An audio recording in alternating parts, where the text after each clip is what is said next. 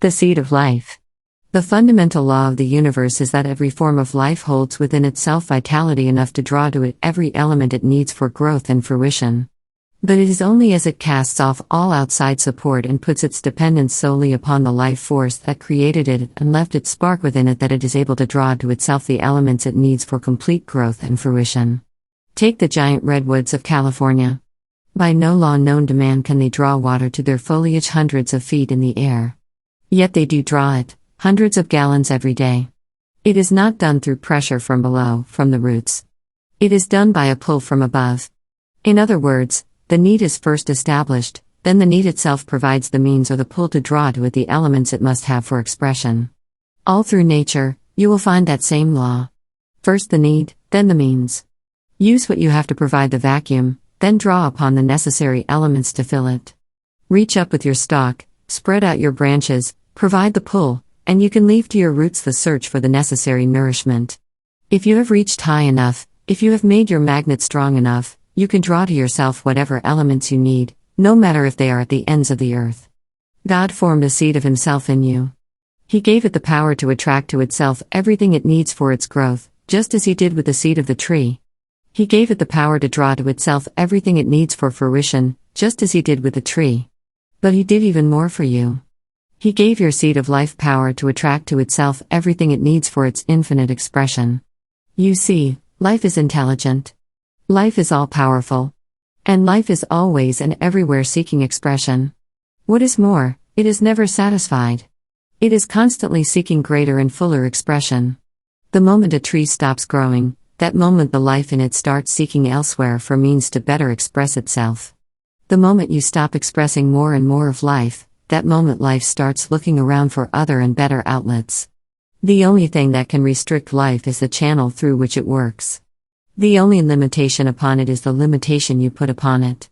The secret of success lies in this: there is inside you a seed of God capable of drawing to you any element you need to bring to fruition whatever of good you desire.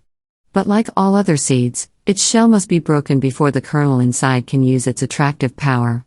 And that shell is thicker, harder, than the shell of any seed on earth. Only one thing will break it: heat from within, a desire so strong, a determination so intense, that you cheerfully throw everything you have into the scale to win what you want. Not merely your work and your money and your thought, but the willingness to stand or fall by the result, to do or to die. Like the Master when He cursed the fig tree for its barrenness, you are willing to demand of the seed of life in you that it bear fruit or perish. That is the secret of every great success. That is the means by which all of life, from the beginning of time, has won what it needed. What was it given to certain animals? Protective shells, to others great speed, to still others a sting, to those who needed them claws or horns. What gave to the bold and strong the means to destroy, to the weak and cowardly facilities for hiding or escape? What but the seed of life in each, giving to every form of life the means that form craved to preserve its skin? Since the very creation of the earth, life has been threatened by every kind of danger. Had it not been stronger than any other power in the universe, were it not indeed a part of God Himself, it would have perished ages ago. But God, who gave it to us, endowed it with unlimited resources, unlimited energy. No other force can defeat it. No obstacle can hold it back. What is it that saves men in dire extremity, who have exhausted every human resource and finally turned to God in their need? What but the unquenchable flame of God in them, the seed of life He has given to each of us, with power to draw to us whatever element we feel that we need to save us from extinction? The story is told of a little girl 4 years old who had been taught to believe in a protecting deity. She got lost one day and was gone for hours. Her mother was on the verge of desperation when at last, she saw her child coming home. She was all alone yet seemed to be holding somebody's hand, and her lips were moving as if she were carrying on a sprightly conversation. Her mother opened the front door just in time to see her drop the invisible hand and to hear her say, "You may go now, God. This is where I live. And thank you very much." It was all quite simple as she explained it to her mother. She had wandered about until she got tired and hungry. Then she realized that she didn't know the way home. "I knew I was lost, Mother," she said, "so I asked God to take me home. I knew that He knew the way. Then I started for home, and God showed me where to go. And here I am." Why, then, some will ask, does not the God in you exert itself to bring you food when you are hungry, drink when you are thirsty, clothing when you are cold, money when you are in debt. Why? Because you don't put your dependence upon it for these. You look for these things in your hands or your friends or some means within the power of those around you. It is only when you despair of all ordinary means, it is only when you convince it that it must help you or you perish, that the seed of life in you bestirs itself to provide a new resource. That is why psychological or metaphysical means so seldom cure a patient who continues to put some of his dependence upon drugs or treatments. It is not that the spirit in you is a jealous God. It is that it takes a real need to stir him into action. As long as you show that you feel there is a chance of your being saved through some other means, the seed of life in you is not going to bestir itself to help you. And as long as it sees that you depend upon your friends or the stock market or some other method to supply your urgent need of money, it is not going to worry itself about it. Unity Weekly tells of a woman alone in a big city, jobless, anxious and discouraged, and worried about her husband who was seeking work in another town. Because there was no one else to whom she could look for help, she prayed until she was able to put utter faith in God, to believe that He would look after her, and to put all her dependence upon Him. Then she was able to go out into the street with a springy step, with a heart full of confidence and a face that radiated belief in herself and in her ability to do things. She threw away her sheet of want ads and, on impulse, turned into a cheerful-looking building and found a desirable job. Within a day or two after, an unexpected check came to her in the mail, a letter of good news from her husband. Another case was that of a subnormal boy about to be rejected by a school. His mother had taught him to believe in God, so he kept repeating to himself, "God will tell me what to do." God did, to such a good purpose that a few years later, he graduated at the head of his class. Then there was a woman who was expected to die from a seemingly incurable and painful disease. She asked that her bed be moved to a window, and as she looked out at the starry spaces in the long hours of the night, she thought of God, of His power, of His goodness, of His love for every creature, of Jesus, saying that not even a sparrow fell without His marking it. And as she pondered all this, belief in His ability and His willingness to cure her came to her, until presently there began to flow into her consciousness the belief that she was cured, and she amazed her attendants by sitting up and asking for something to eat. Today she is alive and well. How can you stir the boundless force of the God in you into action? How can you draw upon its infinite resource for your urgent needs? Utter faith, utter dependence, that is the only answer. No halfway measures will do. If you want help and have exhausted all the methods that physicians and surgeons and practitioners can offer you and want now to go direct to the source for a new life, new health, and strength, you cannot keep on dabbling with drugs and treatments and hope to stir the seed of life in you into action. You must drop everything else. You must put your whole dependence upon the infinite power of that seed of God in you. You must get the attitude of our revolutionary patriots: sink or swim, live or die, survive or perish, I give my hand and my heart to this cause. Either I live by it, or I die with it. Get that attitude of mind, and the stirring of your seed of life into action is simple. Say to yourself, I am one with the life force that runs the universe, the great I am of which Jesus said, before Abraham, was I am. I am energy. I am power. I am filled with omnipotent life. The vitality of God permeates every fiber of my being. I am well and whole in every part of my body. I am made up of billions of cells of intelligent life, and that intelligence is guiding me to health and happiness and prosperity. E. Stanley Jones, the author of Christ of the Indian Road, tells how he broke down completely with nervous exhaustion and brain fatigue at the end of 8 years of missionary work in India. Just when he had learned the ways of the people and conditions seemed ripe for him to do the most good. He was terribly depressed and disappointed until one night, in the midst of his prayers, he seemed to hear a voice saying, "Are you yourself ready for this work to which I have called you?" "No, Lord," he answered, "I am done for. I have reached the end of my resources. If you will turn that over to me," the voice told him, "and not worry about it, I will take care of it." "Lord," he responded gladly, "I closed a bargain right here." That was many years ago. The doctors had just told him he would have to leave India and go back home for a couple of years to rest. Instead, he threw himself with renewed energy into his work, and he never before knew such health as he has had since. He seems to have tapped a new source of life for body, mind, and spirit. Yet all he had to do was to take it. Does this mean that you are to make no effort to help yourself? By no means. This was never meant for a lazy man's world. The whole purpose of existence is growth, and all of nature is continually growing. Whenever anything stops growing, it starts to die. We were given hands to work with and brains to think with. We were expected to use these. While it is not the roots that send the moisture to the tops of the tall trees, it is the roots that dig down to the moisture and nutriment to start it flowing.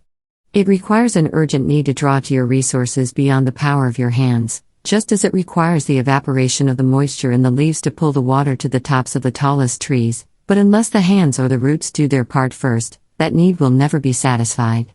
The trouble with most people is that they go as far as their hands or their immediate abilities will take them and stop there. It is as though a tree sent up its stem only as high as the root pressure carried the water from the earth. That would give us a forest of stunted trees, just as dependence upon their hands gives us the masses who live in poverty and misery.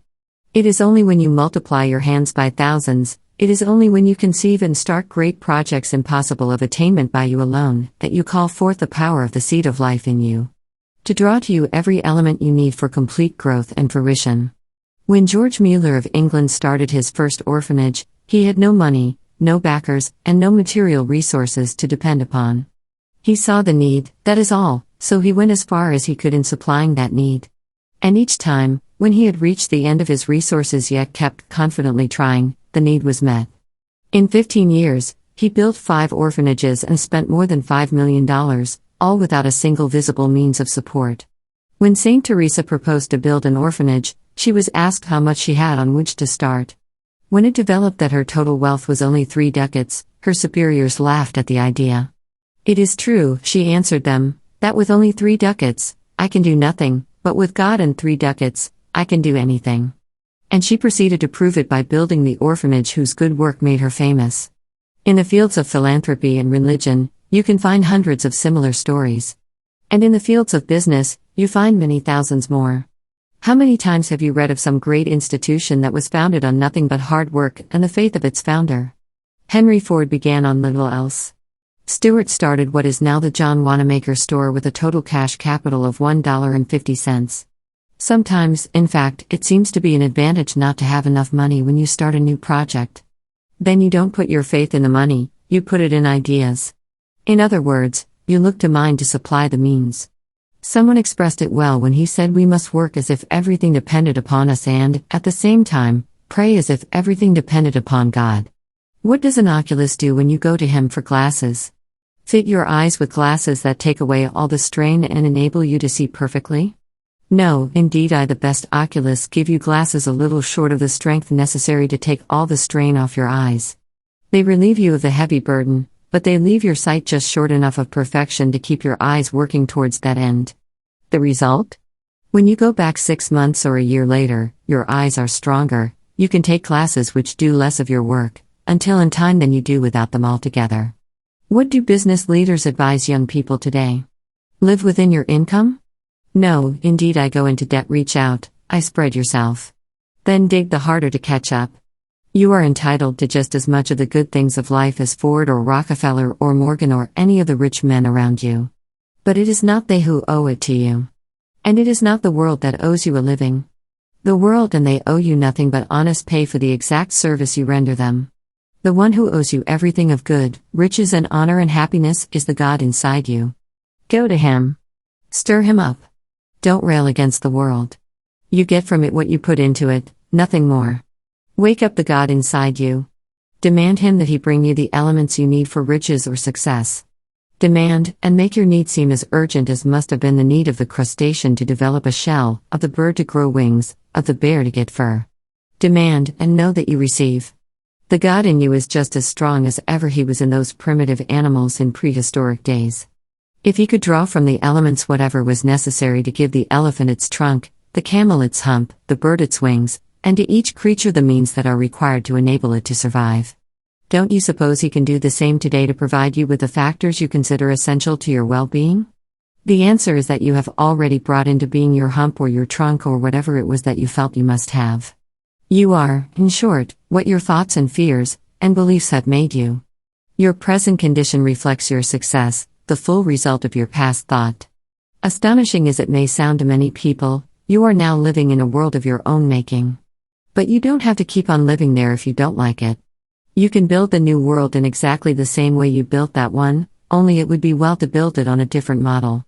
It is the Einstein doctrine of the extended line, which must return to its source. An evil thought or act goes out upon its course, but the eternal lawmaker has decreed that it must return to its creator.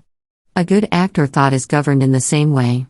By their fruits, ye shall know them. So don't complain about your lot.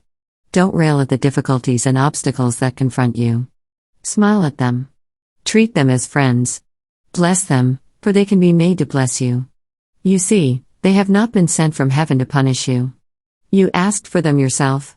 They are of your own making, and they are your friends because they call forcibly to your attention some wrong method you have been using.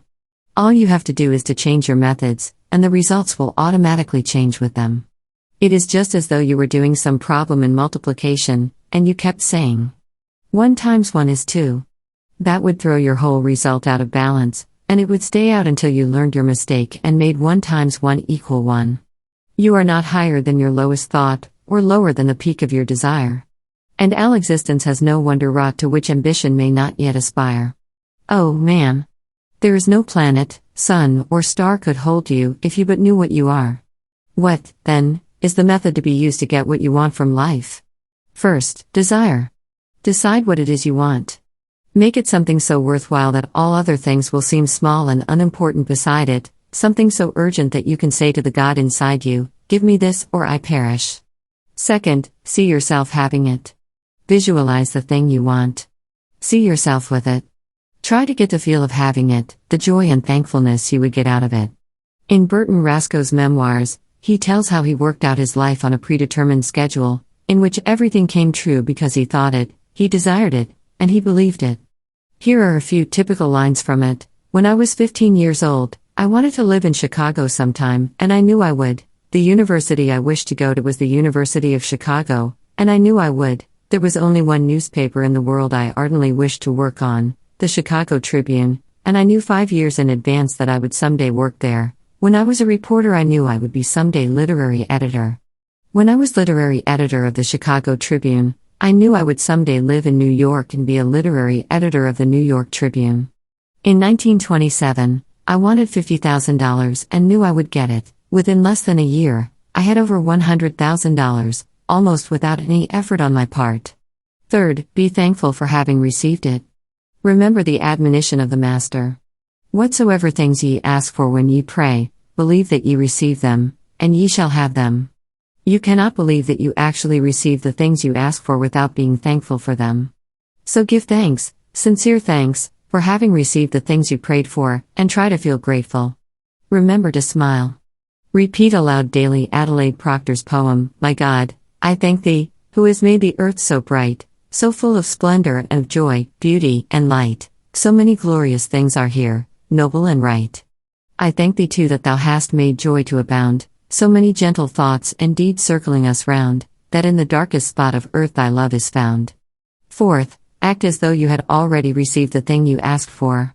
Faith without works is dead. Do some physical thing each day, such as you would do if you had the object you prayed for. If you are asking for money, for instance, give a little, even though it be only a dime, just to show the freedom from money worry that is now yours. If you are asking for love, say a kind word to each of those with whom you come in contact. If you are asking for health, dance about your room, sing, laugh, and do some of those things you will do when you have fully manifested the good health you crave. Fifth, show your affection for the thing you asked for. Give your love to it. Pour it out just as you would if you had the object in your hands. Only by making it real to you in your thoughts can you materialize it in your life. We go, you know, in the direction of our thoughts. What we long for, and expect, that we are headed towards. So look for the kind of things you want to see. Look for them in your own life, and in the lives of those around you. Look for them, and begin doing them. Remember those lines of Buddha's, "Are you in earnest? Seize this very minute. What you can do or dream you can, begin it. Boldness has genius, power, and magic in it. Only engage, and then the mind grows heated. Begin, and then the work will be completed."